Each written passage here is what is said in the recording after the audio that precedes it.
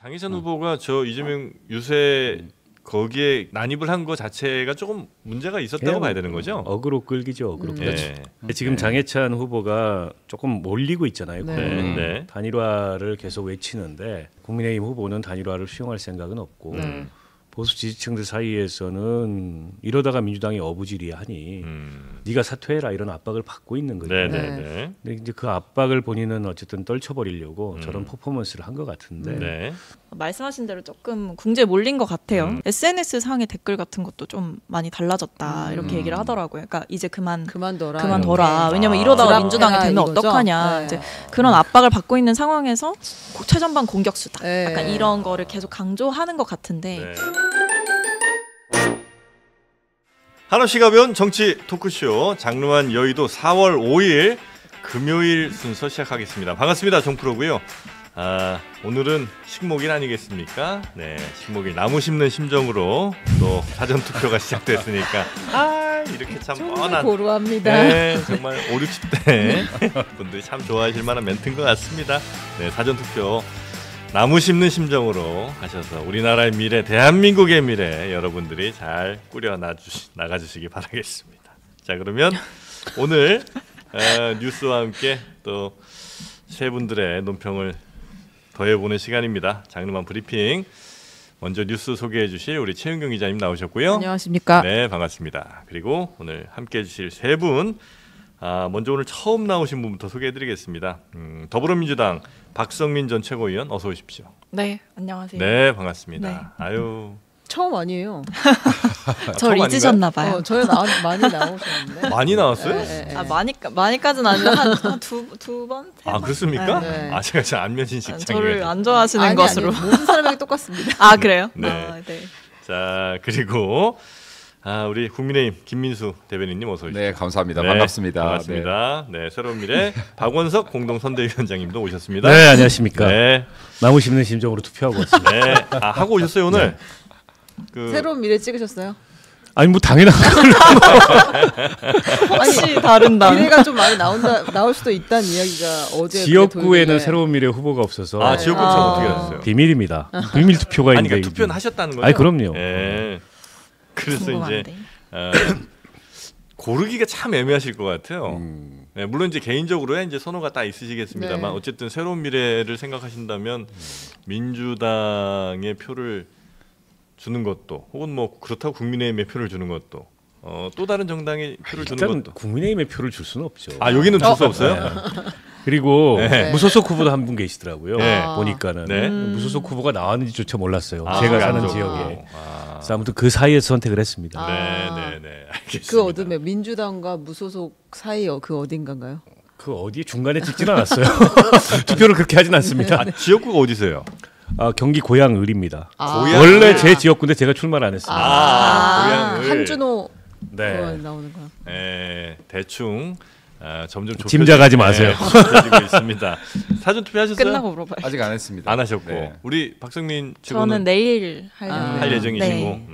거기 지역구는 어디입니까? 저는 용인정입니다. 당연하지. 제가 출마를 출마를 했었으니까. 용인정. 저한테 관심이 없으신 걸로 이렇게 두 번 판명이. 네. 우리 김민수 대변인께도 여쭤봐야죠. 똑같이 어디시죠? 지역구? 저 분당을입니다. 여기도 출마. 이 전부 마음이 좀 아픈 네, 분들이에요. 슬픈 분들이에요, 지금. 그러네. 아니 전반적으로 손이 흔쾌히 안 가는 관심이 없으시고 아니, 방송에도 관심이 없습니다. 그냥 식목일에만 관심이 네. 오늘 있으시고 약간 영혼 없으신 것 같은데. 오늘 왜 점점 얼굴 빨개지시는 거예요? 아침에 밥 먹다 갑자기 불려와서 지금 오늘 제정신이 제가 아닙니다. 한 일이 많아요. 좀 시작 전에 한 일이 많아갖고 네. 정신이 없습니다. 알겠습니다. 최은경 기자님은 아직 안 하셨죠? 예. 전 네. 당일에 합니다. 당일에 합니다. 4월 10일에. 네. 4월 10일에 우리 로그인 개표 방송 개표 하셔야 됩니다. 합니다. 네. 자, 그러면 뉴스 하나하나 좀 살펴보면서 네. 이야기 좀 들어볼까요? 네, 첫 번째 투표하면 이긴다, 포기하면 진다. 오늘 6시부터 4월 10일 총선 사전 투표가 시작이 됐습니다. 어제 지원 유세에 나선 여야 대표들이 일제히 사전 투표를 독려하는 발언을 했는데 이걸 먼저 듣고 얘기해 보겠습니다.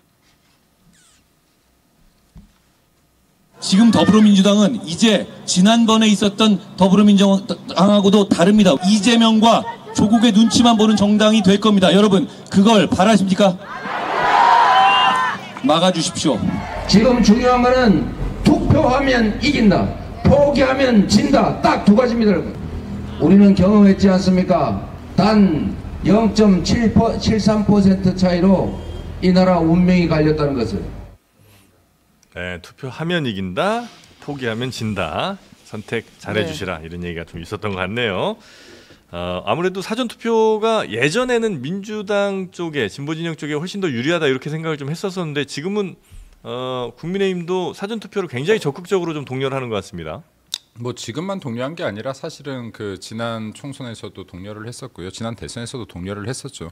근데 지금 이제 아무래도 사전 투표를 반대하는 목소리들도 이제 그 지지자분들 중에서 계속 있어 왔기 때문에 그래서 이 부분을 좀 저는 두 가지로 봐야 된다고 생각해요. 그러니까 왜 사전 투표에 대한 의혹들이 계속 나오느냐? 그럼 이게 투표 과정 자체에 문제가 있다라는 판단을 가지고 이걸 개선하려고 노력해야 됩니다. 어떤 국민도 내 한 표를 의심하게 해서는 안 되거든요. 근데 뭐 지난 대선에서도 보면 소쿠리 투표라든가 막 이런 쓰레기통 투표라든가 이 투표용지를 소쿠리에 담아서 다 오픈되게 한다던가 이런 과정들이 계속 있었기 때문에 이게 지금 세계 7대 강국 대한민국에서 사실 일어나서도 안 되는 일이고 일어날 수도 없는 일이죠. 그래서 이런 투표 과정들은 투명해야 한다라는 것을 강조를 한 꼭지 하고 싶고 또 하나는 그럼에도 불구하고 계속해서 국민의힘이 이런 부실한 이 시스템들에 대해서는 보완하려고 노력했었기 때문에 당연히 사전투표 해야 된다. 그리고 사전투표에 대해서 저는 사실 좀 부정적이에요. 왜 부정적이냐면 이 선거 기간이 선거법에 의해서 명시되어 있어요. 15일이라고 그죠? 14일이라고 명시가 되어 있는데 이게 신인 같은 경우에 굉장히 짧은 선거 기간입니다. 근데 이렇게 사전투표를 당기면은 신인들이 운동할 수 있는 기간 자체가 줄어드는 효과를 갖고 와요. 3살 정도. 네, 그래서 원래 사전투표의 취지 자체는 본투표 날 투표하지 못하는 일부 사람들에게 투표를 독려하기 위한 방식이어서 이 일자 자체도 바로 전날이거나 이렇게 붙어줘야 되는데 이렇게 4, 5일 전에 해버린다 그러면 신인들은 선거운동 기간이 실제로는 9일, 10일뿐이 되지 않는다. 그리고 사전투표율이 점점 높아져서 이제 뭐 40% 이상 거의 과반에 들어가게 되는데 이렇게 된다라고 하면은 선거법에서 보장하고 있는 선거 이 운동 기간 자체가 줄어드는 효과를 가지고 온다라는 말씀 하나를 드리고 싶어서 이거는 추후 선거에서 국회의원님들께서 이 부분을 심각하게 논의해야 되는데 아마 법이 바뀌지 않을 거예요. 왜? 현직 국회의원들한테 유리한 제도니까요. 이게요? 왜냐하면 신인들이 선거 기간이 짧아지잖아요. 선거 운동 기간이. 그래서 이 부분은 또 다른 하나의 기득권들의 기득권을 위한 제도가 될 수 있다라는 말씀을 좀 드리고 싶고 그리고 여기에 지금 보수 우파 이 지지자분들 중에서는 사전 투표를 안 하려는 분들이 있어요. 근데 이 부분은 사전 투표 당연히 해라. 이건 정부 시스템을 믿고 그리고 한동훈 위원장이 수개표까지 병행한다라는 말씀을 했으니 반드시 해라. 왜냐하면 사전투표에 나가는 분들은 진짜로 3일 싸우는 거예요. 근데 본투표 해야지 하다가 그날 무슨 일이 발생할 수 있어요. 본인이 피치 못할 상황이 발생할 수 있습니다. 그래서 내가 할 수 있다라면 해라. 그럼에도 불구하고 이 사전투표제에 대한 논의는 반드시 이루어져야 된다. 선거 기간이 지금 짧아진 효과를 갖고 오고 신인들에게 분명히 안 좋은 그 포지셔닝을 하게끔 만든다라는 말씀 드리고 사전투표를 싶습니다. 하시는 분들이 한 3, 4일 정도 신인들의 이야기를 들으면 그 마음이 바뀔 수도 있어요. 바뀌어야죠. 당연히 바뀌어야죠. 왜냐하면 그렇게 정치 구도가 가야 됩니다. 예를 들어서 지금은 정당 투표 그리고 네거티브 투표가 주로 이루는데 신인들이 할 수 있는 거예요. 그 지역 열심히 돌면서 내가 새로운 정책, 참신한 아이디어를 얘기할 수 있는 시간들이에요. 근데 그 기간까지 박탈해서는 안 된다 하는 말씀도 좀 드리고 싶어요. 사전투표 뭐 지금 기간 얘기를 좀 해주셨는데 여기는 어떻게 공감을 좀 하세요? 아니면 아니 뭐 제도 고반의 필요성에 대해서 논의는 해볼만 할 것 같아요. 해볼만하다. 그러니까 실제로 선거운동 중간에 투표가 진행되고 그 투표에서 한 40% 정도 투표를 한다면 정치 신인들 같은 경우에는 지금 같은 문제의식을 가질 수 있죠. 그러니까 선거운동 기간이 온전히 14일이 보장이 되고 그 뒤에 이제 사전투표를 해도 늦지 않는데 그럼 선거운동 기간을 앞으로 당겨가지고 사전투표 전에 14일 해야 되는 거 아니냐 이런 논의를 할 수 있을 것 같아요. 한번 검토를 해볼 만하다고 보고. 근데 이제 보수층이 사전투표에 소극적이었던 건 그동안 이제 일종의 이제 음모론이 있었잖아요. 선거 부정에 대한. 근데 이제 별로 근거가 없기 때문에 더 이상 이제 그런 음모론에 의존하지 않겠다 이런 생각인 것 같고. 선거 부정 음모론은 양쪽에서 다 있었죠. 그 이제 때 되면은 다 양쪽에서 나오는데 지는 쪽에서 항상 나와요. 별로 근거는 없고. 물론 이제 선거 관리가 잘 안 돼가지고 네. 아까 얘기했던 소쿠리 투표니 네. 그건 있었어야 그건 분명히 어쨌든 선관위가 고쳐져야 될 문제가 부분이고. 있었던 네. 대목이고요. 근데 이제 선거라는 거는 어쨌든 지지층이 나와서 투표해야 이기는 게임입니다. 그래서 지지층을 최대한 결집시켜야 네. 되고 지지층 결집에 있어서 사전투표 굉장히 중요한 거죠. 그래서 이제 국민의힘에서도 한동훈 비대위원장도 네. 사전투표 중요성을 얘기하고 있다고 보고요. 그러니까 사전투표는 꾸준히 우상향을 해왔습니다. 네. 그래서 매번의 선거 때마다 투표율이 갱신이 되고 있고 네. 이번에도 지난 대선이 역대 최고였는데 그보다 더 높은 사전투표를 기록할 것 같아요. 지금까지 추이만 보더라도. 저도 아침에 투표하고 왔는데 줄 서서 투표하는 상황이거든요. 지금. 그리고 간편해요. 편하죠. 사전 확실히. 투표가 본 투표에 비해서 덜 번거롭고 그냥 전국 선거 어디에서나 날만 할 수 있고. 나흘로 늘어난 거. 아니, 그러니까 선거 운동이 3일로 선거 그렇죠. 투표율이 사흘로 3일로 늘어난 거예요. 그렇죠. 그런 사실상 느낌이더라고요. 이건 뭐 기정사실로 받아들이되 네. 그에 따르는 제도 보완의 필요성이 있다면 그건 논의해 볼 여지가 있다고 봅니다. 네. 자, 혹시 뭐 민주당 네, 그러니까 근데 뭐 이게 문화가 많이 바뀐 것 같아요. 네. 확실히 이제 사전 투표에 대해서 뭐 보수층에서는 뭐 제가 봤을 때는 근데 여전히 당 안에서조차 의견이 좀 갈리는 상황인 것 네. 같은데. 민주당에서도요? 그러니까 국민의힘 안에서. 국민의힘 안에서. 민주당은 늘 이제 사전 투표를 좀 권장을 했던 부분이 네네. 있기 때문에 근데 이제 국민의힘 안에서도 뭐 한동훈 비대위원장은 사전 투표 하라 그러고 지금 누구냐 홍석준 이 국힘 선대위 종합 상황 부실장님은 뭐 사전 투표 동력까지는 안 할 생각이다 이렇게 얘기하는 거 보면 어쨌든 이 부정 선거론이 조금은 그래도 자리하고 있는 게 아니냐 네네. 그런 지지층을 의식하고 있는 게 아니냐 이런 생각은 드는데요. 근데 민주당은 뭐 일관되게 사전 투표 그리고 재외국민 투표도 굉장히 이번에 높은 수치가 나오고 있다고 해서 저희는 조금 고무적으로 바라보고 있는 것 같습니다. 네. 이런 가운데 여야 수장들이 이제 사전 투표를 했어요. 네. 그래서 이제 한동훈 위원장은 이화여대가 있는 신촌에서 투표를 했습니다. 아, 그 의미가 또 있군요. 있습니다. 네. 김준혁 그 후보가 이제 이화여대 상상납 발언을 했잖아요. 네. 이제 그거를 타겟팅해서 신촌에서 투표를 했다. 네. 이런 해석이 있고 이재명 대표는 대전에서 대전도에 카이스트 학생들이랑 같이 투표를 했는데요. 이제 이 정부가 R&D 예산을 대폭 삭감을 했잖아요. 그걸 지적하면서 함께 이제 상징성을 좀 보여주겠다라고 네네. 보이고 그리고 이제 대통령이 이제 사전 투표를 하셨다고 합니다. 어디서요? 했습니까? 네, 했다고 하는데요. 부산 강서구 명지 1동에서 사전 투표를 부산 했다고. 강서구요? 네, 네, 멀리 가셨네요. 왜 거기까지 갔죠? 그것까지는 제가 아, 근데 부산 강서구에서 네. 사전 투표했다는 게 지금 이제 뉴스로 나오고 있군요. 네, 혹시 만약에 의미가 있다면 뭐 혹시 세 분이 해석하신다면 글쎄요. 어제 뭐 엠바고가 이미 쭉 돌았다 그래요. 부산에서 투표를 할 거다. 그랬더니 뭐 하신 것 같은데 왜? 약간 선거에 개입한 거 아니겠어요? 예? 부산 선거가 지금 별로 안 좋으니까. 아, 부산 민심 좀 안 좋다는 판단 네. 아래 대통령이 가서 딱 좀 해주면. 근데 뭐 조금 투표한 더- 거 가지고 선거 개입이라고 할 수도 없고 예, 애매하게 예. 지금 선거 개입인 듯 아닌 듯 예. 한 것 같은데. 선거에 국민의힘에 도움이 됩니까? 글쎄요, 뭐 무슨 질문이 대통령이 무슨 사전 사람이 투표를 하셨다는 게 얼마나 도움이 될지 네. 혹은 부담이 될 수도 있어요. 그러니까 네. 굳이 왜 여기까지 오셔가지고 여기 선거까지 어렵게 만드나 네네네. 이런 반응이 나올 수도 있고 네. 또 한 가지의 이제 창조적인 해석을 해보자면 네, 창조적에서. 보통 이제 대통령 사전 투표는 네. 집무실이 있는 관내 주민자치센터에 가서 합니다. 이게 예전에 일반적으로 그렇죠. 청와대의 대통령들이 근무하실 때는 예. 그 청와대 앞에 있는 그 종로구의 한 주민자치센터에 가서 청와대 바로 앞에 있어요 거기가. 네네네. 거기서 투표를 했는데 거기서 투표를 하게 되면은 대통령 부부가 같이 하는 게 보통이에요. 근데 그렇죠. 김건희 예. 여사는 오늘 안 나왔다고 합니다. 용산에 관내 사전 투표를 하게 되면 부부가 같이 투표하면 좀 이상하잖아요. 왜요? 아, 지금까지는 다 그냥 다 같이 부부가 해왔죠. 투표하니까. 그러니까 부부 같이 해야죠. 네. 그러니까 네. 근데 지금 부부가 같이 투표하기 좀 난감한 상황이잖아요. 김건희 여사는 안 나타나기 전략 아닙니까? 아, 난감합니까? 근데 용산에 대통령 집무실 앞에 있는 주민자치센터에 가서 투표를 하면서 예. 네. 대통령 혼자 가서 투표하시는 것도 이상해요. 아, 그런 것도 김건희 여사 어디가 고려 사항 중에 하나였을까. 그래서 저는 궁금한 게 예. 김건희 여사는 투표를 할까 안 할까 이번 총선에 투표는 하시겠죠. 투표는 하시겠죠. 하면은 언론에 노출이 어떤 식으로든지 되지 않겠어요? 막 가리고 가서 투표하나요? 투표하는데? 아, 그냥 하는 거죠. 그냥 또 드라이하게 가서 드라이하게 하면 또 드라이하게 받아들일 수도 있어요. 한다. 사람들이. 한다. 네, 전 한다. 한다. 네, 해야죠. 당연히. 한다. 저도 한다.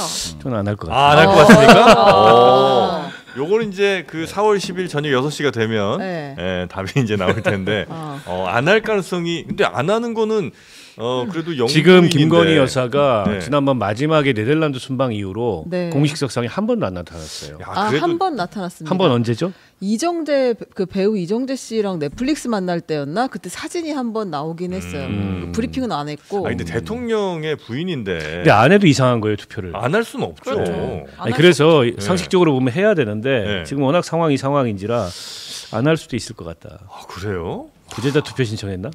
합니다.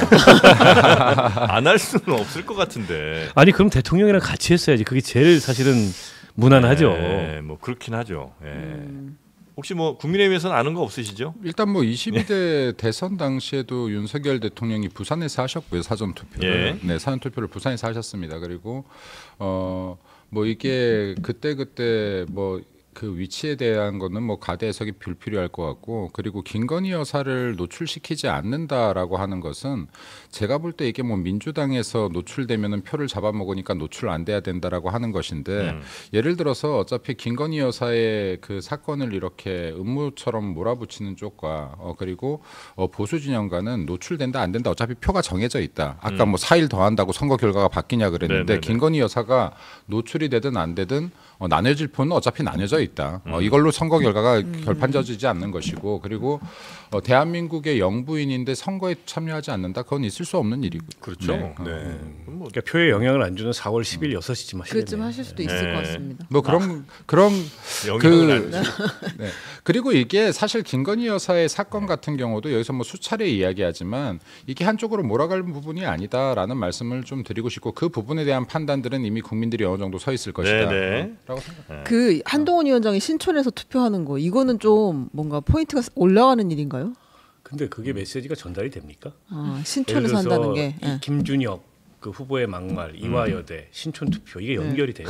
저는 처음에 신촌에서 투표한다 그래서 그냥 젊은이들이 2030 많으니까 거기서 투표를 투표하나 권장하나? 이렇게 생각했는데 그거를 뭐 김준혁 후보의 그 얘기하고 연결시켜서 뭐 국민의힘에서 해석을 하는 것 같아요. 그래서 그러면은 약간 좀 컨셉이 잘못 잡은 것 같다. 연결이 안 되는데 메시지. 만약에 그러려면 그냥 수원에 가서 투표를 했어야 했나? 뭐 수원 정에 가서 하든가 수원정 차라리. 가서. 이거는 민주당도 똑같아요. 이재명 당대표가 예를 들어서 대전 가서 한다고 해도 일반 국민들이 봤을 때 왜 대전 갔지? 라고 생각하지 여기에 유세가 있었나라고 생각할 거예요. 근데 유세가 있었던 것 같아요. 그러니까 그렇게 생각할 거예요. 그러니까 R&D 예산으로 연결시키지 않고. 네, 그렇죠. 대다수가 못 끌어줘. 그리고 해석이고. 근데 이제 이게 정치 고관여층들 예를 들어서 지금 이제 분석을 하는 사람들은 야 이래서 갔구나라는 우리 해석이 최은경 가능할 수 기자입니다. 있으나 아주 고관여층. 그렇죠. 네. 고관여층이죠. 근데 일반적으로는 젊은 사람들이 많아서 갔나 보구나. 그리고 대전에 뭐 유세가 있었나 보구나. 그 정도로 이 정도로 해석할 것이고 네. 사전 투표 장소 뭐 이게 부산이었느냐 대전이었느냐 신천이었냐는 사실은 통상적인 일반적인 국민은 거기까지 굳이 생각할 것도 많은데 굳이 생각할 이유 없을 것 같아요. 그냥 했구나 이렇게 했나. 하시겠죠. 근데 이제 이렇게 중요한 거는 신문에서 재해석을 해주니까 네. 다시 한번 상기시키는 효과가 있죠. 그러면 한동훈 위원장이 신천에서 했는데 처음에 왜 했나 하는데 언론에서 이렇게 계속 얘기해 주니까 그러네 민주당이 저런 후보가 있었네 하고 한번 짚어보는 거죠. 혹시 이낙연 후보는 사전투표 하셨나요? 아니 거기는 이제 지역구 출마자니까 네. 지역구에서 합니다. 지역구 출마자들은 다 네. 광주 광산에서 아침에 하신 걸로 아, 청년들하고 네. 그렇게 확인이 되고요. 근데 참 이런 것도 뉴스가 잘 안 나오는 것 같네요. 나왔어요 뉴스. 나왔어요? 안 나왔다고 그러세요. 뭐 자꾸 한쪽으로 몰아가고. 아니 못 이런 봤어, 가운데 제가. 이제 의석수 이야기가 나왔어요. 의석수? 양당 대표들이 네. 사실은 국회에서 의미 있는 의석수라는 게 150석, 180석, 200석 딱 3개잖아요. 근데 이제 200석 발언이 여기서 나옵니다. 한번 들어보겠습니다. 네. 200석을 얘기합니다. 그럼 그걸로 인해서 대한민국의 정체성이 흔들리고 대한민국에 오게 될 혼란과 혼돈 생각해 보셨습니까? 우리 백성 무너질지 모른다. 이런 협박 아닌 협박, 공갈 아닌 공갈 많이 나올 겁니다, 여러분. 속아서는 안 됩니다, 여러분. 200석과 이재명 대표는 또 국민의힘이 100석 얘기할 거다 이렇게 얘기하는 걸 보니까 확실히 판세는 많이 기울어진 것 같긴 하네요. 그 두 대표들도 그렇게 생각을 하시는 것 같습니다. 제 개인적으로는요 이게 몰라요. 왜 모르냐면 판세를 지금 파악할 수 없는 게 지난 총선도 이랬어요. 지난 총선에 지금 딱 이 정도 시기예요. 국민의힘이 절대 불리하다라는 분위기는 아니었어요. 네. 근데 이게 이 지금 블랙아웃 단계에 들어가고 나서 여론조사가 발표되지 않고 나서부터 그리고 사전투표일 전전날부터 국민의힘에서 말실수라고 해야 되나요? 여튼 중도 우리 국민들이 거슬려 할 만한 발언들이 몇 개가 나와요. 네. 근데 이게 실질적으로도 그 투표에 영향을 미칩니다. 그래서 지금 이제 앞으로 선거 기간이 남았는데 이 기간 동안 중도층, 스윙보터층들은 충분히 움직일 수 있는 여지가 있다. 그렇기 때문에 이 기간 결코 마음이 정해진 게 아니다. 예를 들어 네. 보수 지지자와 민주 지지자는 마음이 정해져 있을지 모르나 30% 이상이 지금 넘어간다라고 하는 스윙보터층은 아직도 결정하지 않았다. 투표장 가서 결정하는 경우들도 많다라는 말씀 드리고 싶습니다. 네. 그러니까 이게 지금 보면 어쨌든 여야 대표가 위기감을 끌어올리는 전략으로 가는 것 같아요. 네. 그러니까 안심할 수 없다라고 이제 민주당은 계속 얘기를 하는 것 같고 이제 국민의힘에서는 계속 뭐 200석 민주당이 200석 하게 둘 거냐, 그러니까 범야권 200석 괜찮겠냐 이렇게 하는 게 일종의 좀 판세가 안 좋다라는 판단을 내부에서도 하고 있고 지지자들도 그걸 다 공유하고 있다 보니까 약간 일종의 무력감이 올 수 있어요, 지지자들이. 그러니까 어차피 질 선거 이런 생각을 할 수도 있단 말이에요. 네. 그러니까 그러다 보니까 괜찮겠냐라는 그 위기감을 엄청나게 끌어올리는 방식으로 투표를 촉진하는 거죠. 근데 그러다 보니까 이제 서로한테 서로가 이제 엄살을 부리고 있다. 사실은 내부적으로는 더 좋게 보고 있으면서 네. 계속 망할 것처럼 안 될 것처럼 얘기하는 게 어쨌든 투표율을 높이기 위한 하나의 전략이다. 이렇게 서로 보고 있는 것 같아요. 양당이 다 엄살을 좀 부리고 있다. 근데 뭐 민주당의 발언은 우리가 질 것 같아요. 이거는 아닌 것 같고 국민의힘이 지금 100석도 안 된다고 저렇게 엄살 부리는데 저거 엄살 믿지 마세요. 요 정도 톤인 거잖아요. 네, 저희는 그래도 자신감은 조금 있는 것 같은데, 그렇습니까? 근데 끝까지 가봐야 되는 거니까. 네. 네. 이게 자신감 있는 당은 저희는 항상 국민의힘은 국민 앞에 겸손합니다. 네. 대통령이 안 겸손하시기 때문에. 네. 근데 이제 겸손 다 좋은데 서서 죽겠다 발언 있었잖아요. 한동훈 그 위원장이 무릎 꿇지 않겠다. 읍수 안 한다고 무릎 왜 꿇냐. 서서 죽겠다. 이게 네, 네. 지금 국민의힘을 보면 그 선거의 유일한 그 스피커이자 메신저가 한동훈 비대위원장이잖아요. 원맨쇼죠 네. 거의. 그러니까 너무 뾰족하게 원톱을 만들어놨어요. 선거 때는 일부러 메신저를 좀 늘립니다. 분산을 시키는군요. 네, 그 원톱이 있더라도 좀 네. 분산을 시켜요. 왜냐하면 그게 스펙트럼을 넓게 가져가는데 유리하기 때문에 그래요. 근데 지금 유승민 전 의원 같은 경우가 비공식적 등판을 했는데 그러나 이제 공식 직함이 없기 때문에 네. 이분의 메시지는 전파하는데 한계가 있어요. 결국에 이제 한동훈 비대위원장 얘기로만 다 들리는데 네. 요즘 너무 뾰족하고 거칠어졌어요. 한동훈 비대위원장이. 네, 네. 원래 한동훈 비대위원장은 좀 스마트하고 세련된 이미지 네. 그리고 과거 정치인들과는 좀 다른 차별화된 이미지로 등장을 했는데 요즘 보면 거의 비슷해요. 뭐 X같이 정치를 한다, 네. 뭐 쓰레기 막 네, 이런 네. 발언들을 그냥 막 여과 없이 하고 있어요. 네, 네. 좀 급해졌구나. 본인도 모르게 급해지면 그렇게 됩니다. 그러니까 메시지 조절이 안 돼요. 네. 이게 이제 첫 번째로 느껴지고 두 번째로는 대통령이 하도 선거를 안 도와줘요. 그 대통령이 결과에는 관심이 있는데 네. 과정에는 관심이 없는 것 같아요. 결과에 관심이 있으신 아니 왜 건 그러냐면 맞나요? 이종섭 사태부터 국민의힘의 지지율이 꺾이기 시작했습니다. 그런데도 황상무 수석 발언 나왔죠. 네. 대파감 나왔죠. 네. 이번에 이제 전공의들과의 엊그저께 만남이나 지난번 담화나 의료대란에 대해서 뭔가 이게 좀 해법을 내놓는 것 아니냐는 기대감이 있었는데 별로 해법은 나오지 않았어요. 네.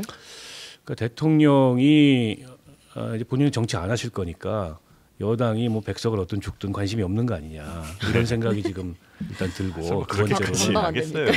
그런데도 세 번째 어떤 위기 네. 징후가 있냐면은 보수가 결집이 안 돼 있어요. 아, 그러니까 이를테면 요즘에 여론조사에 네. 상대적으로 야당 지지층이 과표집된다. 이 네, 얘기는 네. 거꾸로 얘기하면 그 보수 지지층이 응답을 안 하는 대답을 거예요. 안 한다는 거죠. 네. 근데 이제 응답을 안 하는 이유가 두 가지라는 겁니다. 하나는 지난번 대선에 윤석열 대통령을 기대하고 지지했으나 너무 일방적인 국정 운영에 실망한 그러니까 이제 합리적 보수층들 같은 경우에는 아예 이제 야당으로 돌아섰거나 선거에서 빠졌거나 이제 이렇고 있다. 두 번째로는 오히려 정반대로 네. 강성 지지층들 같은 경우에는 왜 도태우 그만한 일로 공천을 안 주고 아, 왜 실망했어. 장해찬 자르고 왜 저 김경률이 같은 애를 나와서 설치냐. 아. 여기가 오히려 이제 이 배신감. 배신감 같은 걸 느끼고 있다는 네네네. 거예요. 근데 지지층이 최대 결집을 하지 않으면 선거를 이기기가 어렵거든요. 네. 그런 양상도 지금 나타나고 있어요. 그래서 전반적으로 판세는 지금 불리합니다. 근데 약간 희망을 가질 만한 게 네. 민주당 쪽에 지금 사고가 있잖아요. 네, 김준혁, 네, 네, 뭐 네, 양문석. 네, 네, 네. 요게 이제 지금 여기로서는 마지막 찬스고 마지막 기회인데 이게 마침 블랙아웃 기간하고 겹쳐가지고 어떻게 나올지 여론에 어떻게 반영될지. 이게 첫 번째로 좀 드리고 싶은 말씀은 보수가 대통령의 국정 운영이 마음에 안 들어서 결집이 안 된다라고 했는데 이건 전혀 잘못된 분석이에요. 그래요? 왜냐하면 보수들이 윤석열 대통령을 통해서 집결하고 대통령을 만들었던 그 근간에는요. 이 사람이 검찰 출신이고 그리고 권력에 굴하지 않았던 사람들이기 때문에 정의를 구현하는 것에 목적을 두고 직결을 했던 거예요. 이재명 대표 정도는 구속시킬 수 있을 거라고 본 거예요. 2년이면. 이게 가장 큽니다. 근데 그걸 못했다는 거에 대한 실망? 네, 그럼요. 이게 보수 지지층 중에서는 이 실망 부분이 굉장히 커요. 그리고 실제로 윤석열 대통령이 보수에서 끌어안기까지는 여기에서 순탄하지가 않았어요. 대통령 후보 당시에. 네. 이게 우리 보수들이 안 와도 되느냐 마느냐의 문제가 있었지만은 실제로 있었던 논의가 있었던 겁니다. 네. 근데 그럼에도 불구하고 이분께 어마어마한 기대를 했던 거는 이재명 한 명은 넣겠지라는 생각들이 어마어마하게 많았어요. 근데 이 부분이 사실 사법부가 지연되면서 지금 여전히 이렇게 지금 총선을 지휘하고 있다는 거에 대한 불만이 실제로 당원들 사이에선 어마어마하게 많습니다. 자, 이게 일단은 첫 번째이고 그리고 윤석열 대통령에 대해서 제가 개혁에 대한 뚝심 부분을 많이 이야기하는데 이때까지 대한민국의 대통령이든 정치인들이 개혁의 필요성은 강조하고 느끼면서도 선거 때가 되면은 결국에는 개혁을 추진하지 못했던 사례들이 많아요. 이게 어떻게 보면 합리적일 수 있습니다. 선거나 투표를 위해서는. 근데 제가 볼 때는 대통령이 지금 의료개혁이라는 부분에서 지금에서 계속 말이 나오는데 저번에도 나와서 말했지만은 누군가는 개혁해야 되고 장기적으로 보면 보편적으로 국민들의 이익에 부합되는 것이다. 그리고 이때까지 이렇게 눈치를 보면서 27년간 의대 정원 한 명도 결국에는 늘리지 못했다. 하는 부분들이 분명히 있습니다. 근데 이 부분에 대한 평가는 제가 지난번에도 말했는데 국민들께서 플러스가 될지 마이너스가 될지 모르나 대통령께서 결국에는 국민의 보편적인 이익을 위해서 개혁 방향에 고삐를 늦추지 않는 것에 대해서 감동하는 중도도 분명히 나온다라고 저는 판단합니다. 그래서 분명히 나옵니다. 네, 나옵니다. 저는 일단 나올 거라고 한동훈 비대위원장은 좀 인지부조화가 왔다라고 생각하고요. 인지부조화요? 네, 왜냐하면 본인이 처음에 이제 등판할 때 얘기했던 게 나는 여의도 사투리 쓰지 않겠다, 5천만의 언어 쓰겠다 이렇게 얘기했는데 이제 5천만의 언어 쓰다가 집도끼가 다 집 나가게 생기니까 갑자기 또 스탠스가 바뀌었다. 특히 이번에 선거를 하면서. 그러니까 오죽하면 제가 좀 놀랐던 발언이 지금까지 이 윤석열 정부 부족한 거 많다. 그러니까 어떤 연설 중에 그러시더라고요. 윤석열 정부 부족한 거 많은데 그게 내 책임은 아니지 않냐. 그러니까 그렇게 얘기를 했다가 갑자기 다음 날에 내가 잘못했다라고 이제 하시더라고요. 그러니까 갑자기 이제 본인도 억울한 거죠. 그동안 2년 동안 윤석열 대통령이 잘못한 건데 나한테 왜 책임을 전가하냐 이런 생각도 있었던 것 같고 뭐 한동훈 저 이렇게 사라지게 두실 겁니까? 라고도 얘기를 하시고 뭐 그러다 뭐 같은 정치를 뭐 같이 한다 이런 얘기까지 하시고 그러니까 평소에 한동훈 비대위원장의 스탠스랑 완전히 사실은 좀 바뀌었고 그리고 공천 과정에서까지만 해도 약간 뭐 나름 합리적인 그 기준을 하려고 노력을 했었는데 아까 잠깐 짚어주신 대로 도태우 후보나 장예찬 후보를 공천 취소하는 과정에서 이제 집토끼들이 좀 실망했다 이런 얘기는 심심찮게 들렸잖아요. 그러다 보니까 한동훈 비대위원장도 약간 스탠스를 좀 바꿔야 되는구나. 왜냐하면 이 표결집이 갑자기 안 되기 시작한다라는 내부 보고가 좀 있었던 것 같고 그리고 대통령이 선거를 안 도와준다라는 거는 좀 자명하다고 생각하는 게 의료개혁 관련해서 담화를 하겠다고 그렇게 야심차게 발표했으면 거기서 뭔가 해결을 좀 봤어야 돼요. 근데 사실 그 담화를 보면 오죽하면 그걸 같이 본 사람들도 말이 갈리잖아요. 이거는 2,000명을 못 박은 거다. 아니다. 대화를 열어둔 거다. 그렇게 갈리는 것 자체가 메시지가 실패한 거고 정치가 실패한 거거든요. 사실 얼마 안 남은 이 선거를 앞두고 그 정도 담화를 했으면 이거를 뭔가 해결하는 대통령의 그 책임이 있었던 건데 사실은 해결보다 그냥 돌림노래 부르시고 끝난 거죠. 저는 이거 두 가지 좀 말씀드리고 싶어요. 진짜로 대한민국 정치인들한테 대한민국의 노동개혁부터 의료개혁까지 정말 이대로 세워둬도 되느냐. 27년째 이렇게 장기간 진짜로 세워둬도 되겠느냐. 본인들 안 부끄럽냐는 말 한마디 드리고 싶고 그리고 한동훈 위원장의 막말에 대해서 또 얘기가 나오는데 막말하면 뭐 이거는 정치인 비단 정치인이 아니라 대한민국 5천만 중에서 상위 0.01%가 이재명 당대표죠. 근데 쓰레기라는 막말을 했다라고도 참 많이 말을 하던데요. 이게 그 한동훈 위원장이 국어사전에 나와 있는 표준어예요. 그러니까 도덕적, 사상적으로 타락하거나 부패해서 쓰지 못할 정도의 사람을 낮잡아 이르는 말이라고 하는데 그러니까 국어사전에 나왔다고 다 써야 되는 말은 아니잖아요. 아니죠. 저희 사과 정확하게 정확하게 표현하는 방법인 거예요. 예를 들어서 지금 이대에 대한 이런 발언을 하고 그리고 박정희 대통령에 대한 발언 성적으로 이렇게 잘못된 인식들을 그렇게 쏟아부었다라고 하면 이거 정도면은 지금 양호한 표현 아닌가요? 저한테 하라고 했으면 훨씬 심하게 했을 것 같은데. 그러니까 이게 이런 거예요. 지금 의료개혁이나 의료 대란을 보면 이 문제를 대하는 지금 윤석열 정부의 태도를 보면 그 정책에 대한 찬반의 문제보다 그 정책을 어떤 태도로 다루고 있느냐 여기에 국민들이 문제의식을 느끼고 있는 거예요. 이게 개혁이 혁명보다 어려운 게 혁명은 그냥 뒤집어 엎는 거기 때문에 기득권이나 저항이나 단박에 그걸 갖다 뒤엎을 수 있어요. 근데 개혁은 그거를 설득하고 끌어안고 끌고 가야 됩니다. 그게 어려운 거예요. 근데 여기서 중요한 게 이제 리더십이고 그게 이제 대화하고 소통하고 설득하는 리더십인데 보세요. 대통령이 그 담화에서 지금까지 정부가 이렇게 노력했다는 얘기를 했어요. 근데 그렇게 노력했다는 사실 아무도 국민은 모릅니다. 그럼 그 얘기를 처음에 하지 그랬어요. 이렇게 사태가 악화되기 전에 이렇게 노력했는데도 불구하고 안 되고 있으니 앞으로 이렇게 가겠다. 그러니까 이게 대국민 소통에 정책 소통에 실패한 겁니다. 그런데다가 어제 전공의 협의회장을 만났는데 전공의 협의회장을 독대를 했으면 완벽한 그 해법을 이 타협책을 내놓지는 않더라도 중간적 타협책을 준비해 갖고 만났어야 됩니다.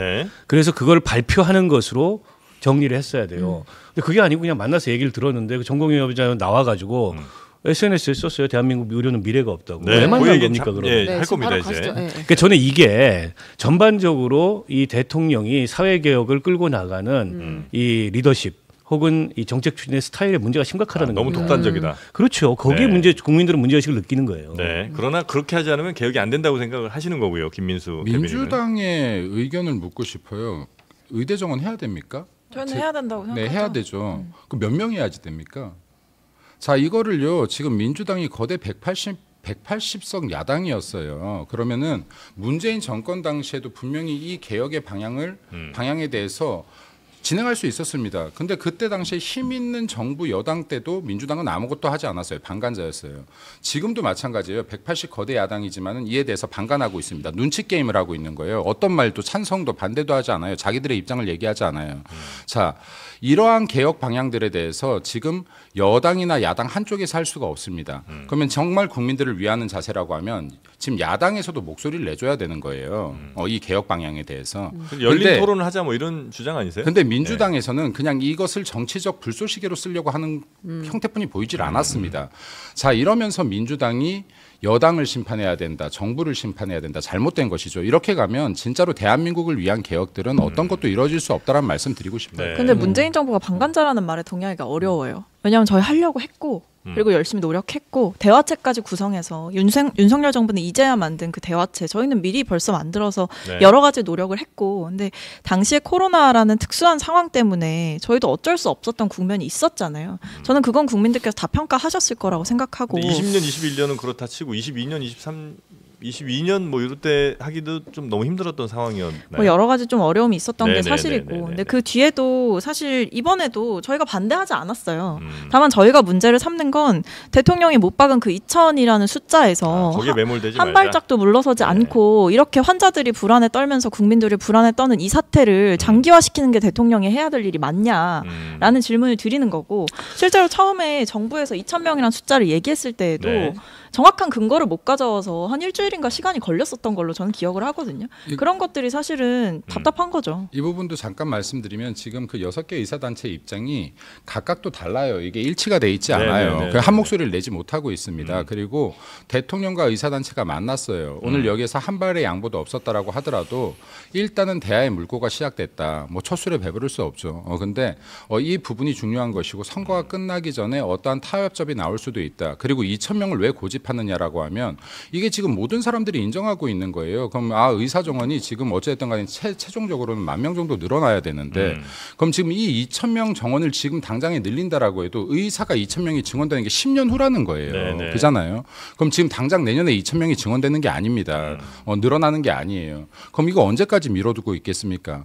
그리고 지금 여기에서 비단 의사 정원 문제뿐만이 아니라 대한민국 의료 수준 분명히 좋지만은 개혁해야 될 부분들이 있어요. 국민들의 더 나은 복지나 국민들의 더 나은 의료 환경을 개혁을 네. 위해서 개선해야 되는 부분들이 있는데 이거에 대한 정치적 공감대가 있다라고 하면 이걸 선거에 이용할 생각을 하지 말고 네. 진짜 국민을 보고 개혁 방향을 잡을 필요가 있다라는 말씀도 드리고 싶습니다. 정원 확대에 대해서는 확실히 이제 양쪽이 완전히 다른 게 접근 자체가 야당 쪽에서는 뭐 300이든 500이든 1000 뭐 이렇게 이제 점진적으로 좀 늘리자. 그래야 이제 의대에서도 제대로 된 인원을 가르칠 수 있다는 게 이제 입장이신 것 같고. 이러다가 27년째 한 명도 못 늘린 거예요. 그리고 여당에서는 2000이라는 건 정말 최소한의 숫자인 것 같다. 그래서 나중에 설령 줄이는 일이 있더라도 일단 당장 급한 사람들을 지금부터 교육해도 10년 정도가 걸리니까 말씀하신 것처럼 일단은 2,000명 혹은 뭐 그 이상을 늘려야 되는데 최소 인원이 적어도 2,000명인 것 같다. 이런 얘기를 좀 해주시는 것 네, 같아요. 그러니까 보세요. 민주당에서 지금 계속 이걸로 비판을 해요.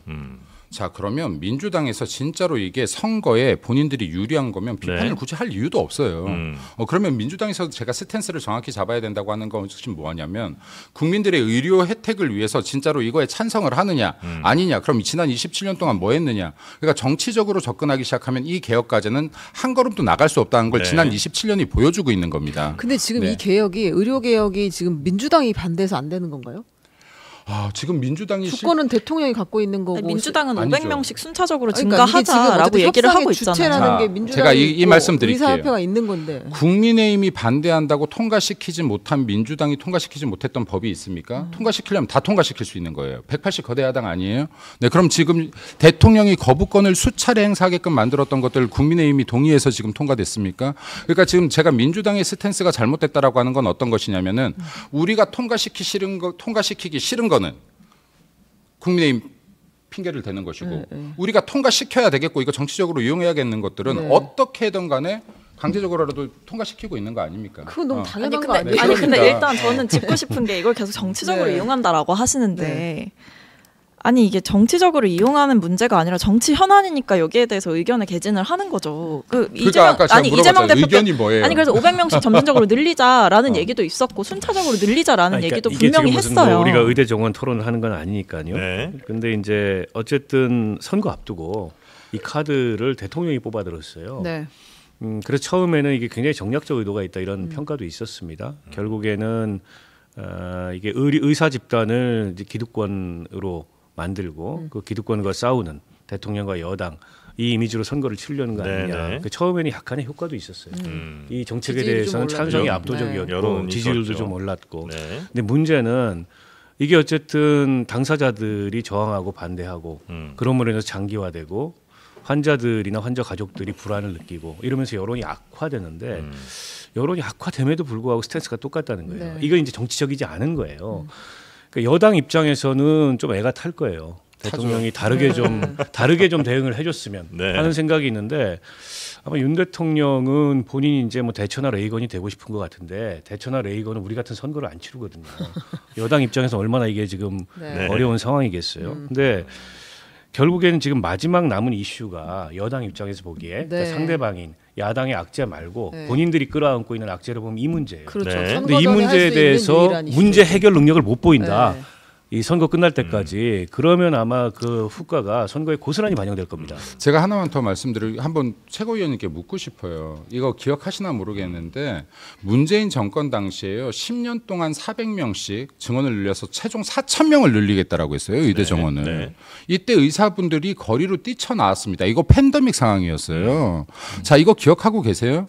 그러면 지금 민주당에게 묻는 거예요. 예를 들어서 400명씩 10년씩 4,000명을 증원하겠다고 했어요. 지금 이러한 부분 때도 의사들의 집단 반발이 있었다. 거기에서 지금 결국에는 무릎 꿇은 거 아닙니까? 한 걸음도 못 나간 거 아니에요. 특수한 상황이 또 네. 있었다고도 하니까. 그러니까 이러한 부분들도 정치인들이 한 번 정도는 생각해볼 필요가 있다. 아까 말씀하셨던 것처럼 선거 국면에서는 여당 입장에서 부담스러운 게 사실이에요. 부담스럽죠. 그럼에도 불구하고 제가 지난번 방송에서도 나와서 말씀드렸는데 대통령이 개혁과제, 국민들을 바라보면서 개혁과제를 추진하려고 하는 이러한 정신에 대해서는 제가 봤었을 때 이거를 폄훼할 부분은 아니다라고 봐요. 네네. 그리고 아까도 말씀드렸지만 중도 국민들께서 분명히 긍정적으로 바라보는 시각들이 있을 거다라고 생각합니다. 네, 근데 충분히 뭐 설명이 되어져야 될 것 같습니다. 그러니까 뭐 저도 그냥 마무리해야 되는 것 같은데 이제 중도 국민들 얘기를 하셨는데 어쨌든 뭐 그거는 국민들께서 평가하실 거라고 생각하고 근데 저는 대변인님 말씀을 들으면서 오히려 좀 의아한 게 의료개혁이 안 되고 있는 게 민주당 때문도 아니고 민주당이 이걸 정치적으로 논쟁화 시켜서가 아니라 실제로 국민들의 불만이 늘어나고 있기 때문에 이게 정치 쟁점화가 되는 거고요.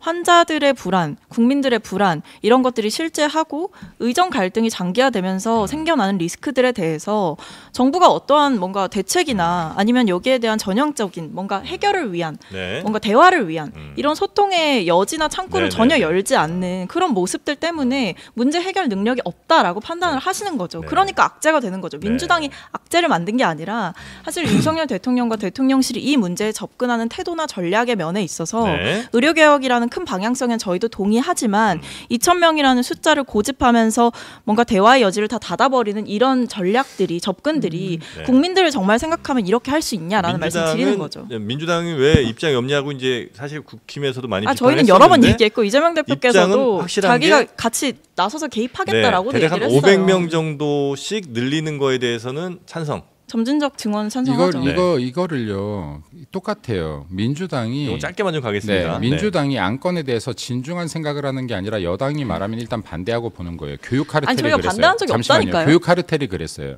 교육 카르텔 때도 왜 엄한 여기에 강사들 잡냐라고 했다가 지금 실제로는 수능 문제를 사고 파는 것들이 지금 적발되는 단계까지 왔어요.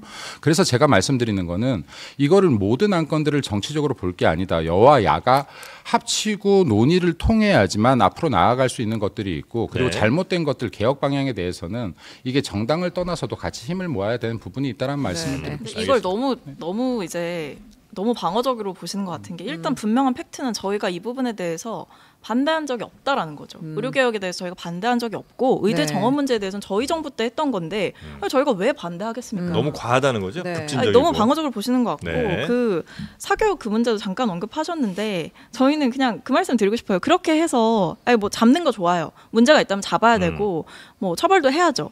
근데 그렇게 해서 그 수능 난이도 어떻게 됐습니까? 그 원하시는 대로 다 됐어요? 안 됐잖아요. 그러니까 이게 잘못된 거예요. 킬러 문항 없애면 수능 난이도가 없어질 거라면서요. 근데 실제로 난이도가 있었잖아요. 그러니까 지금 이런 것들도 무조건적인 반대를 해서는 안 된다라는 말씀을 드리고 킬러와 준 킬러의 어떤 이야기 넘어가. 원래 이제 그 천공의 600명 이야기를 해보려고 했는데 이건 여러분에게 그냥 맡기게. 천공. 여기서 갑자기 등장했는데 2000에 너무 집착하는 거 아니냐 음모론 같은 게 온라인에 좀 있죠. 이제 의협에서 먼저 그 회장이 얘기를 해가지고 이런 거 좀 이런 거 좀 하지 마. 넘어가겠습니다. 수준 낮아져 방송. 다음으로 넘어가겠습니다. 이재명 대 장예찬. 이재명 대 장예찬. 어제 부산에서 이재명 대표와 장예찬 무소속 후보가 충돌을 했습니다. 상황은 이제 이재명 대표 유세차가 있었고 그리고 장예찬 후보가 그 앞으로 와가지고 대치 상황이 잠깐 있었어요. 그래서 이제 이재명 대표가 물러나 달라고 얘기를 했고 장예찬 후보가 그렇지 않고 계속 이제 대치를 하다가 이제 일이 벌어진 건데 일단 영상을 한번 보겠습니다. 부산인 거죠? 네, 부산에 내려왔어요. 이재명은 여기로 와서 우리 조명현에게 사과하라, 사과하라.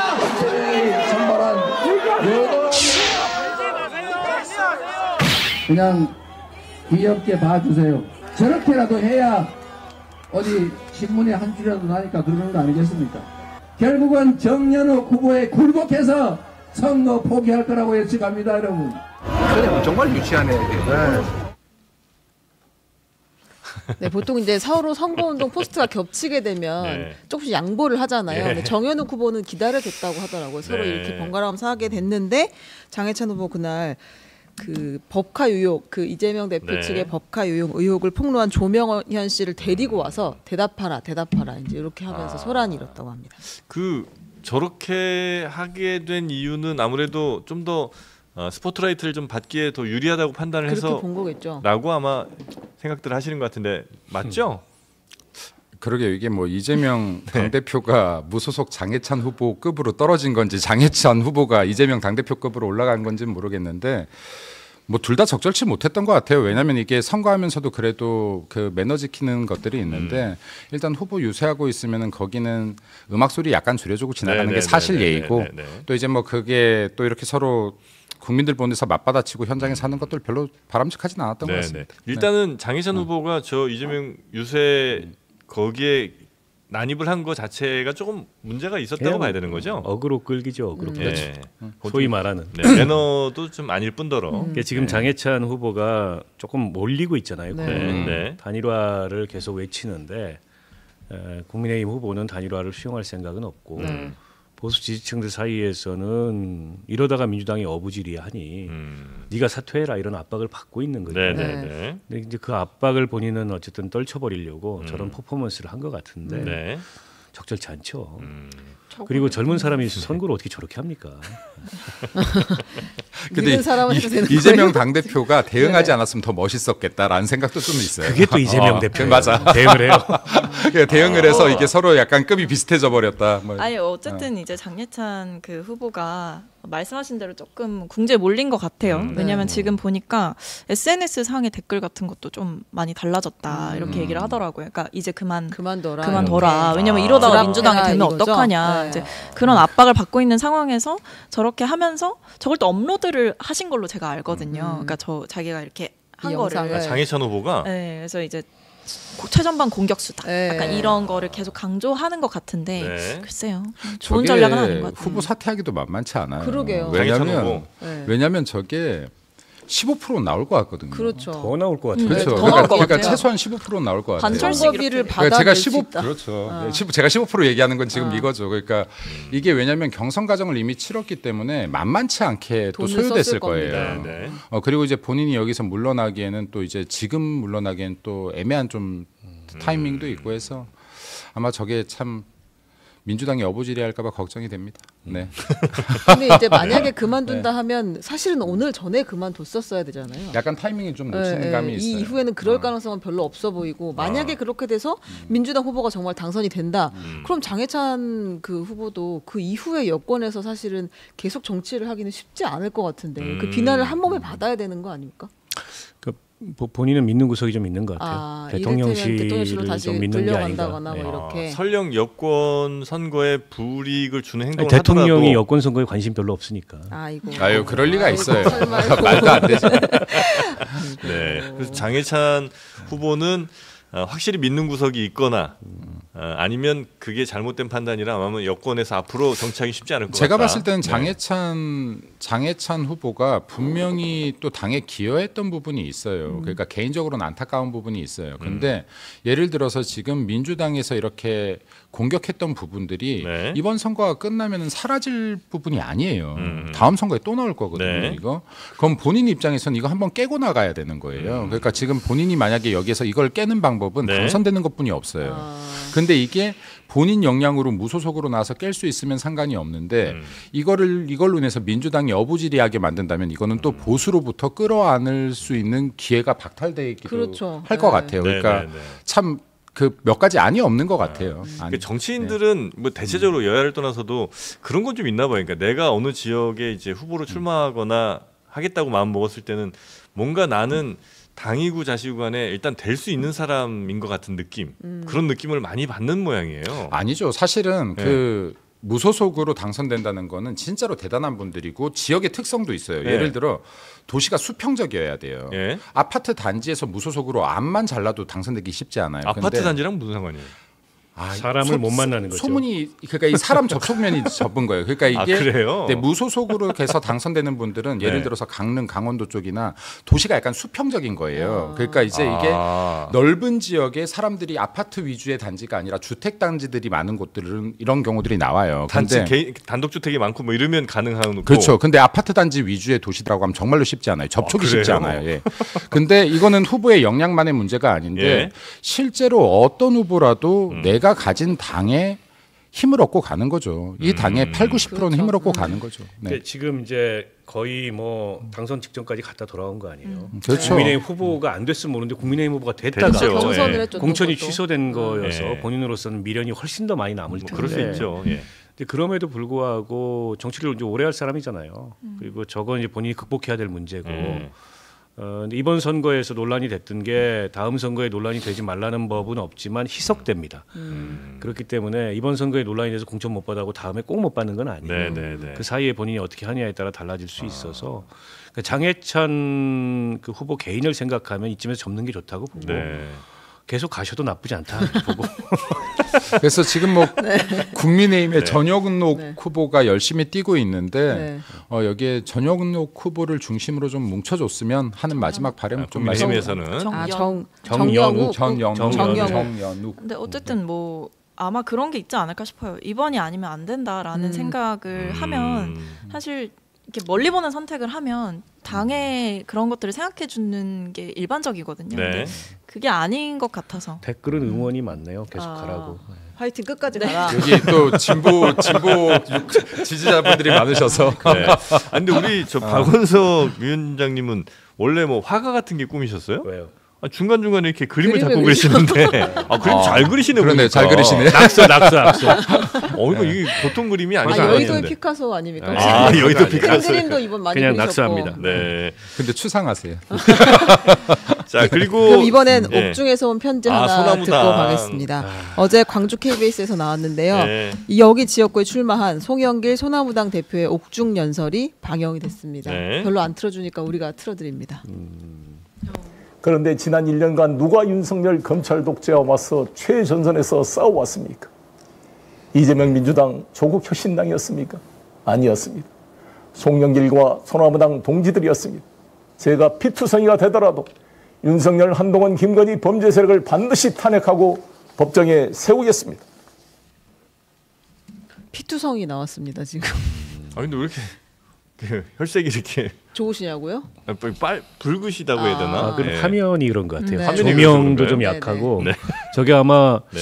그 구치소 어디 그 다른 별도의 장소에서 네, 찍은 그런 것 것 같은데. 특별히 장소를 좀 마련한 것 같아요. 네, 아마 그런 것 같아요. 근데 머리가 많이 희셨네요. 네. 염색을 못하고 하니까. 근데 이제 그 조국 혁신당은 굉장히 선전을 하고 있는데 같은 기치를 내건 소나무당은 고전하고 있잖아요. 사람이 다르잖아요. 네. 사람이 달라서 그래요? 네. 메시지는 여기도 만만치 않게 강한데 그죠? 메신저가 강하죠. 다르니까. 사람이 메신저가 다르잖아요. 중요합니까? 네. 그리고 거기 비례대표 후보들 몇 면을 보면 조금 네. 좀 그렇잖아요. 변희재 씨도 들어가 있고 네. 계통이 뭔지 이게 좀 불분명하니까. 네. 다 말린 뭘 못이야. 말들을 잘 아니, 이게요. 바른 말 고운 말. 욕하고 그러니까, 싶었어요. 그러니까 저거 좀 바른 말, 고운 떼주시면 말로. 시원하게 말하겠는데. 근데 좋은 말만 품격 있게. 여기 네. 소나무당은 저는 이게 송영길 전 대표가 그러니까 민주당의 전 대표가 위장 탈당을 하면서 만든 저는 이거 민주당의 또 다른 위선 정당에 지나지 않는다라고 봐요. 소나무당이 네, 조국신당도 마찬가지라고 봐요. 근데 민주당 거리두기를 상당히 하고 뭐 있잖아요. 그런 위성을 둔 적이 없는 것 같은데. 꼬리 자르기라고 봐야죠. 거리두기라기보다는 왜냐하면 이 송영길 돈봉투 사건은 송영길 한 명의 문제가 아니라 민주당 내가 정말로 가지부터 이파리 몸통 뿌리까지 다 썩었다는 걸 보여줬던 사건이에요. 그리고 이게 대한민국의 대의민주주의를 훼손시켰던 사건이고 근건 선거로 인해서 정말로 대한민국 정치 수준을 바닥까지 끌어내린 사건입니다. 근데 지금 이걸로 인해서 지금 증거도 없지 않아요. 여기에 이거 주도했던 이정근 전 사무총장 같은 경우 전화기 이거 압수수색 당했을 때 여기서 수만 건의 통화 내용이 나오고 여기서 민주당 실명 이름들이 그렇게 쏟아집니다. 이건 민주당 한 명 송영길 대표의 문제가 아니라 민주당 내가 썩었다는 걸 보여주는 거예요. 그리고 이 돈봉투 사건을 만들었던 21대 전당대회에서요. 송영길 전 당대표가 불과 0.5% 차이로 이겨요. 그럼 이거는 돈봉투가 굉장히 유의미한 역할을 했다라고 봐야지 맞는 거예요. 고작 0.5%로 당대표 선거 결과가 가렸던 사건입니다.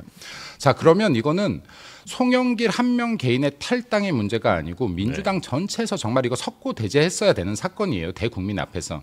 근데 송영길이라는 자가 제가 뭐 대표라고도 안 할게요. 송영길이라는 자가 1심에서 이렇게 지금 구속이 돼 있는데도 불구하고 이 안에서 내가 검찰 개혁을 거꾸로 외치면서 내가 정치 탄압을 받았다라고 하면서 신당을 창당하고 옥중 출마 선언을 하고 이거 참 미친 거 아닙니까? 근데 이런 것들은 정말 잘못됐다. 그리고 지금 소나무 당이나 조국 신당이나 할 거 없이 그 뿌리를 다 민주당에 가지고 있는데 제가 볼 때는 전통성 없이 그냥 내 범죄 행위, 범죄 리스크를 가리기 위한 정치적 행위들에 지나지 않는다.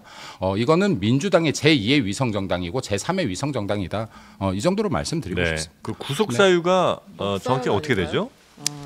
구속 사유가요. 여기에 지금 그 어쨌든 정치자금법이죠. 그리고 지금 여기에 그 뇌물도 실제 이정근 사무부총장은 네. 청탁 대가로 10억 원대 금품을 수수해가지고요 4년 2개월을 1심에서 받았어요 징역을. 네, 네. 네. 그리고 나서 여기에서 이제 휴대폰에서 여러 가지 녹취록들이 나오니까 송영길 조사가 이어진 거고 그리고 송영길 조사가 이어지면서 실제로 지금 이것도 이제 실형을 받은 건이죠. 그리고 법 두 가지가 걸린 거예요. 정치자금법. 네. 지금 그러니까 구속돼 있죠. 네. 근데 정치자금법 하나랑 네. 네, 정치자금법 하나랑 네. 한번 그거는 좀 저희가 네, 확인을 좀 그것도 해보겠습니다. 아니 아직 선고가 안 난 걸로 알았는데. 구속 수사 중이죠. 네, 그러니까 실형이 나온 건 아직 아니고 그게 네. 아마 먹고 사는 문제 연구소가 이제 청탁과 함께 자금을 뇌물죄까지 받았다 있네요. 이렇게 뇌물죄까지. 해가지고 아마 네. 구속 기소가 된 것으로 알고 있는데 확인 한번 더 해보겠습니다. 네. 네.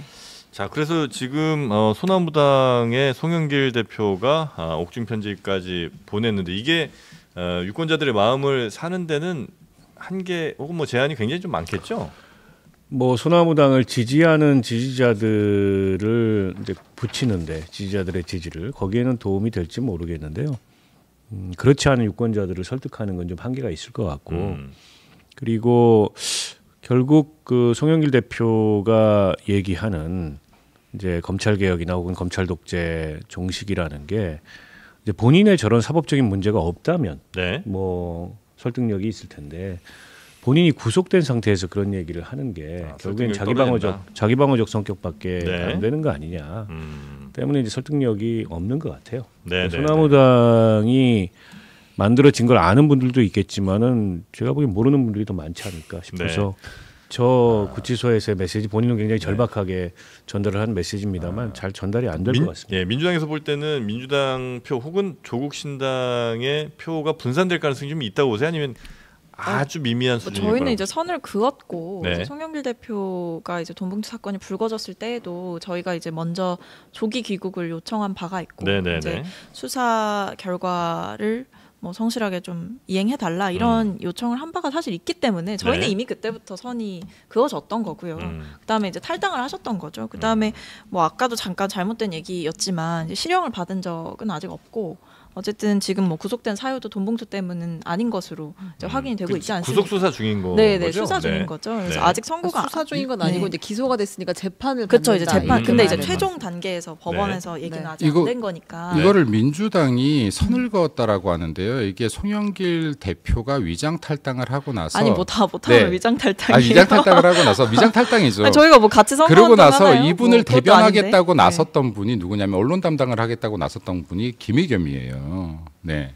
그러니까 지금 이런 부분들도 저희들이 이제 이야기하는 게 민주당에서 계속 위선적인 행태로 진정성 있는 사과를 하지 않는다. 예를 들어서 송영길 전 당대표가 다른 것도 아니고 전당대회에서 돈봉투를 뿌렸던 사건이고 살포했던 사건이고 여기에 이게 개입된 의원들 수만 해도 20명이 된다라고 하는 그거 건이에요. 문제 있다고 기자회견한 게 저고요. 어쨌든 저도 그거 문제 있다고 생각하고 그리고 당에서 그때 뭐 좀 완벽하지 않은 대처가 있었던 건 인정하는데 어쨌든 분명한 것은 이분 탈당했고 저희 선 제대로 그었고요. 지금 소나무당 출범을 했지만 하나만 여쭤볼게요. 저희가 뭐 지금 뭘 같이 하고 있는 것도 아니 제가 말씀드리고 있잖아요. 지금 뭐 같이 하고 있는 것도 아니고 만약에 소나무당에서 의원이 당선이 한 명이라도 되면 합당 안 할 것 같나요? 안 하지 않을까요? 확실해요? 네. 조국 신당도요? 아니 당연히 안 하겠죠. 네. 이것도 나중에 기록 남겨두시면 아마 부끄러워지실 거예요. 조국 신당은 애초에 생길 때부터 저희가 거기랑 분명하게 선을 그었어요. 조국 대표가 진짜로 감옥에 들어가게 되면요, 거긴 구신점을 잃어요. 조국 신당 이코로 조국인데. 아니 뭐 이렇게 여러 가지 상상을 하시는 건 좋은데, 여러 가지 상상하시는 건 좋은데, 저희가 분명히 당의 공식적인 분들이 이미 선을 그은 사안들에 대해서 확대 해석하시는 거는 좀 부적절하다는 생각입니다. 뭐 나중에 미래의 일은 뭐 나중에 다시 한번 확인을 해보도록 하고요. 확실히 이제 그 선을 그었다고 이제 민주당은 이제 얘기를 해주시는 거고 아마 이거는 제대로 그은 거 아닌 것 같다고 추정을 좀 하시는 것 같습니다. 끝으로 하나만 더 볼까요? 네. 대기업 임금 낮추면 세제 혜택 이거 한번 볼까요? 요거는 뭡니까? 조국혁신당의 조국 대표가 어제 공약 발표를 했는데요. 네. 그 대기업과 중소기업 임금 격차를 줄이기 위해서 사회연대 임금제를 실현하겠다. 사회연대 임금제. 네. 대기업이 임금을 낮추면 정부가 세제 혜택 등을 주는 방식이다. 이렇게 이야기를 했습니다. 여기에 대해서 이제 한동훈 국민의힘 비상대책위원장은 어떻게 정부가 기업의 임금을 깎느냐, 조국식 사회주의를 하겠다는 것이다라고 비판을 했습니다. 대기업의 임직원들 임금을 깎으면 그게 이제 기업의 세제 혜택을 준다는 건데 그러면 이제 중소기업이나 아니면 뭐 비정규직 근로자들과 임금 격차가 줄어든다 이런 이제 목표인 것 같죠. 이게 이제 검찰 개혁 이후에 어떤 나라를 만들 것이냐 그림을 그리면서 이제 사회권이라는 걸 들고 나왔고 그 중에 하나로 이제 임금 격차를 줄이겠다. 연대 임금제를 낸 거예요. 요거는 우리 박원석 의장님이 좋아하실까? 저는 뭐 저 정책을 보면서 그러니까 너무 좀 정책을 급조했구나 이런 생각이 들었어요. 그러니까 이제 조국 신당이 지금 보면 이번 선거를 뭐 검찰 정권 종식, 검찰 독재 종식 이 이제 프레임 하나로 치르지 않습니까? 다른 어쨌든 그 정책이나 비전이나 이런 건 좀 준비가 좀 안 된 것 같은데 또 이제 그런 지적이 나오니까 어쨌든 사회 정책을 이렇게 가져가겠다 이렇게 발표를 했는데.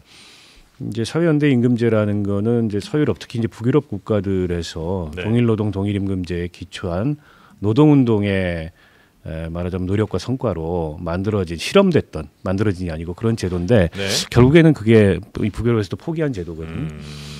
근데 그러니까 예를 들어서 비슷한 뭐 그 제도의 원리 노동자라면 어느 기업에 다니든 비슷한 임금을 어느 받게 업종에 되는. 종사하든 그러니까 이게 약간 사회주의적인 그 철학이 들어가 있는 업종까지 다 통합됩니까? 그러니까 같은 업종이 달라도 원래 이 아주 고전적 연대 임금제는 업종이 달라도 비슷한 임금을 받도록 하는 비슷하게 임금을 받는다는 거네요. 그렇게 아주 하드한 원리는 그런데 근데 이제 사실은 동일노동 동일임금이라면 업종의 일자는 같아야 되겠죠. 근데 우리도 이제 동일노동 동일임금제라는 게 그 이 원칙이 있기 때문에 생각은 해볼 수 있는데 그게 대기업의 임금을 깎으면 거기에 세제 혜택을 주고 그러면은 임금 격차가 줄어들 거라는 이런 식의 제도로 이렇게 제출된다는 건 좀 이해하기가 어려워요. 그렇죠. 당장 그냥 드는 생각은 대기업에 임금을 깎으면 임금을 깎은 만큼 대기업은 돈이 더 남을 거 아니에요. 근데 그 회사에 더 세제 혜택을 주면 기업은 되게 땡큐죠. 대기업 입장에서 그래서 오히려 이게 무슨 이른바 이제 그 신자유주의 철학하고 오히려 일맥상통하는 면이 있는 것 같고. 이를테면 기업이 이제 원하청으로 복잡하게 얽혀 있지 않습니까? 네, 그렇죠.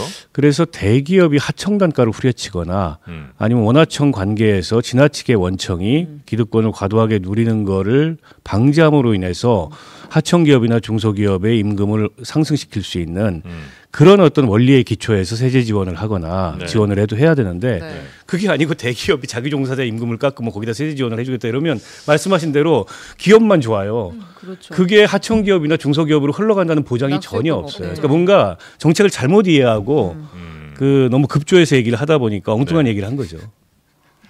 어떻게 뭐 넘어가시겠습니까? 아니요, 이게 조국 대표 같은 경우는 지금 이게 정확하게 대한민국 체제를 부정하는 발언하고 있는 거예요. 그러니까 지금 방금 말했던 정책 같은 경우는 이 두 개를 인정하지 않겠다는 겁니다. 대한민국의 노력과 성과라는 것을 인정하지 않겠다는 거예요. 그리고 지금 동일 노동, 동일 임금에 대한 것들도 지나치게 지금 여기는 확대 해석까지 들어가는 수준이다라고 보여지고 뭐 조국식 사회주의다. 이것조차도 순화된 표현인 것 같아요. 그리고 지금 대한민국 경제나 체제 자체를 이해 자체를 못했다라고 보여주고 이걸로 인해서 표 좀 많이 빠질 것 같다라는 생각. 그렇습니까? 표는 많이 안 빠질 것 같아요. 저기가 준비가 안 됐구나 이런 평가는 많이 받을 텐데. 준비 안 된 사람들한테 표를 줄 수가 없죠, 뭐. 지금 조국 혁신당에 대한 지지는 약간 묻지마지지기 때문에. 뭐 그러게요. 표는 많이 안 빠질 것 같아요. 블랙아웃 기간 동안 좀 묻지마지지가 빠지기를 기대해 봅니다. 혹시 뭐 민주당에서 뭐 언급하실 게 있을까요? 뭐 일단은 조금 이제 본인이 추가 입장을 또 내셨다고 하더라고요. 그래서 과도한 임금 격차 줄이자는 의도가 있었다라면서 그러니까 강제하자는 게 아니다라는 얘기를 하셨다고 하는데 글쎄요. 근데 정부가 이제 대기업의 임금을 낮추는 것에 대해서 뭔가 이야기를 한다는 것 자체가 좀 받아들여지기 어려운 부분이 있는 것 같다는 생각입니다. 그 정도로 이해를 하겠습니다. 혹시라도 뭐 조국 혁신당에서 이 관련된 또 뒤에 뭐 후속 뭐 정책에 대한 설명이 내는 게 있으면 저희가 또 소개를 해드리도록 하겠습니다. 네, 그리고 문 닫기 전에 그 송영길 대표 혐의는 돈봉투 전달에 관여한 혐의가 있고 그리고 먹고 사는 문제 연구소를 통해서 불법 정치 자금을 받은 혐의가 둘 다 있습니다. 그 두 가지 정도가 알겠습니다. 자, 그러면 오늘 뉴스와 함께 이 세 분의 논평을 들어보는 시간 요 정도 정리하면 어떨까 싶은데 혹시 뭐 아쉬운 거 없으시죠? 네, 국민의힘 남은 기간 열심히 하겠습니다. 너무 열심히 하셨어요. 대통령님 선거에 관심 좀 가지세요. 대통령께 보내는 영상 편지였고요. 혹시 저 못 하신 거 있으면 시간 드릴까요? 뭐 끝까지 최선을 다하겠습니다. 네, 제목 끝까지 새 당도 열심히 해주시길 바라면서 오늘은 여기서 보내드리겠습니다. 고생 많이 하셨고요. 우리 최은경 기자님도 고맙습니다. 감사합니다. 고맙습니다.